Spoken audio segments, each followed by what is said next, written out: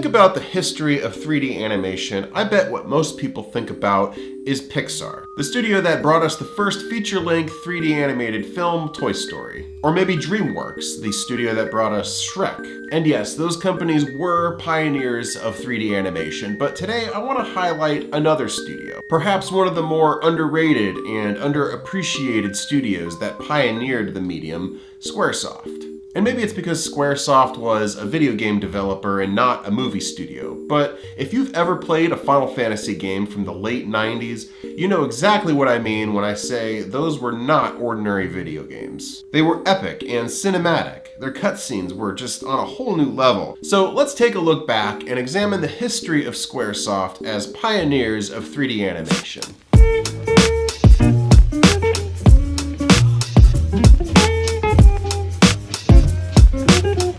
Square was founded in 1983 by Masafumi Miyamoto. The studio was very small, just a group of artists and designers that were driven by the passion they had for making games. According to longtime composer Nobuo Uematsu, we treated it like a hobby, not a career. We just wanted to do what we liked.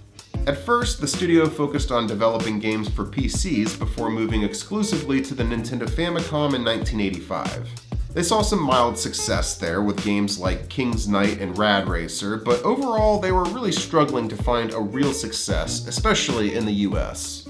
That was until the release of Final Fantasy in 1987. Led by designer Hironobu Sakaguchi, the role-playing game featured an innovative class system and focused more on telling an engaging story. It was an enormous gamble for the studio, but it eventually paid off, secured their finances, and became the studio's flagship series. Throughout the late 80s and 90s, the studio continued to develop sequels for Final Fantasy, as well as other titles like Chrono Trigger and Secret of Mana. And the graphics for all these games were all 2D-based pixel art, which was the standard in the industry at the time. But the times were changing, and with the new generation of consoles approaching, the potential for 3D graphics in games was suddenly on everyone's radar.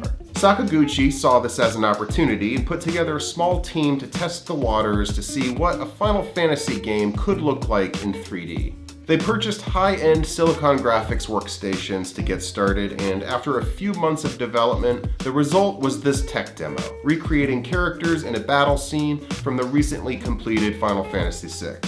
Having seen what was possible, the studio just could not go back to 2D pixel art. Only now, they had a decision to make. Continue producing games for Nintendo and their upcoming console, the N64, or bet it all with Sony and their first ever console, the PlayStation. And the difference here really just came down to technical specifications. With concerns over low frame rate and the storage limitations on Nintendo's cartridges, the decision was actually a pretty easy one to make.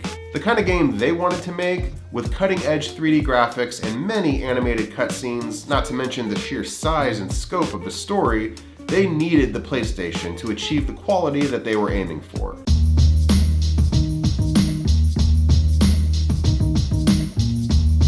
The development for Final Fantasy VII was led by Sakaguchi as producer, Yoshinori Kitase as director, and Tetsuya Nomura as character and battle visual director. And Square spared no expense developing this game.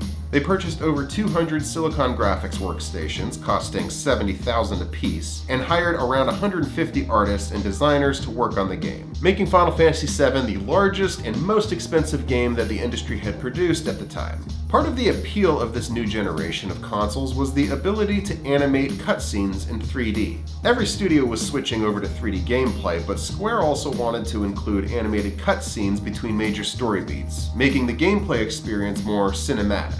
And when we look back at it now, sure, it looks a little primitive, but at the time there just weren't other games that looked like this. To go from this to this in just a few years, you could really see how games were evolving at a rapid pace. To say that Final Fantasy VII was a success upon its release would be a massive understatement. Square had a massive hit on their hands that allowed them to go even bigger with their future releases, and next up was Final Fantasy VIII.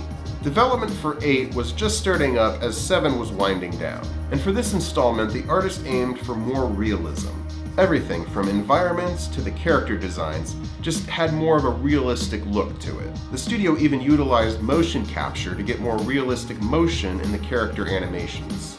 With a crew of over 180 artists and designers, The development for Final Fantasy VIII finally wrapped after 2 years in 1999. September 9th, or 9/9/99, was the official release date in the US, and the anticipation leading up to that date was huge. I can remember when Sony had this cross-promotional deal with Pizza Hut in the form of a demo disc. And on this demo disc was a little snippet of Final Fantasy VIII. And this is how I was introduced to the world of Final Fantasy. My brother was a Pizza Hut delivery driver, and I can remember him bringing home this demo disc from work one day. And I played the hell out of that thing. Tony Hawk, Cool Borders, Crash Team Racing, and yes, Final Fantasy VIII. I can remember vividly the first time I played it. It started, as it should, with a beautifully animated cutscene.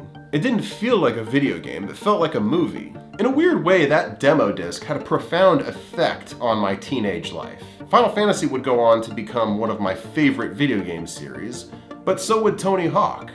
The Tony Hawk portion of that demo disc was also played very heavily in my household, even if it was just the warehouse level, and even if it was just that one backing track, which was Superman by the band Goldfinger, a ska song. Maybe this is why I started a ska band just a few years later in high school. And maybe this demo disc is why I too started working at Pizza Hut around the same time. And maybe all of this is because my parents met at Pizza Hut while working there. Seriously, my parents also worked at Pizza Hut, and that's where they met, and it became sort of a family tradition for me and my 3 siblings to also work at the Hut. Sorry to go off on a little bit of a tangent here, but I guess it's all to say that maybe I was born to play Final Fantasy. Like me, many gamers were beyond excited to try this game, and when they inserted Disc 1, they were treated to that iconic intro sequence. Combined with the music of Nobuo Uematsu, I still believe that this is the best opening to a video game ever. With a crew of 35 artists animating the game's cutscenes,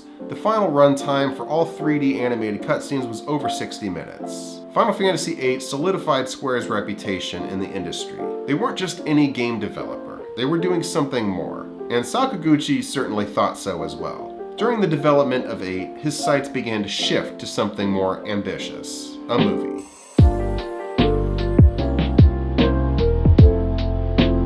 By the year 2001, the studio had many more projects under their belt, including Parasite Eve, Chrono Cross, Final Fantasy IX, and Final Fantasy X released on the new PlayStation 2. They had become synonymous with high-quality CG animation, but Sakaguchi had shifted away from the game side and instead focused on the film side of Square. Square Pictures, established in 1997, was a subsidiary of the company that operated in Honolulu, Hawaii, with Sakaguchi leading the production of their first film, Final Fantasy: The Spirits Within. The big goal with this film was to push the realism as far as it could go, beyond the games. They wanted characters that were so lifelike that they would be indistinguishable from reality. They even treated their main character, Aki, like a real actress, and intended to use her again in future movies. Looking back, it's a little strange to me how much of an emphasis they put on making her some kind of virtual actress or it girl. She even showed up on the Maxim Hot 100 list for some reason. The Spirits Within released on July 11th, 2001, and the reception was not good. The movie is impressive visually, but critics and audiences agreed that the story was just too bland and hard to follow. This unfortunately led to its underperformance at the box office, only earning $85 million on a $137 million budget. The fallout led Sakaguchi to resigning from his position and the company facing some hard financial truths. As a result, in 2003, we saw a merger between Square and its longtime rival Enix, the developers of the popular RPG Dragon Quest. As for Square Pictures, well, that dissolved after the failure of The Spirits Within. Looking back at this era of Square, you have to admire the hard work and the passion that they put into making these games. They just wanted to make the best possible games that they could make and push the technology as far as it could go. Not enough people give them credit for that, but I think they should.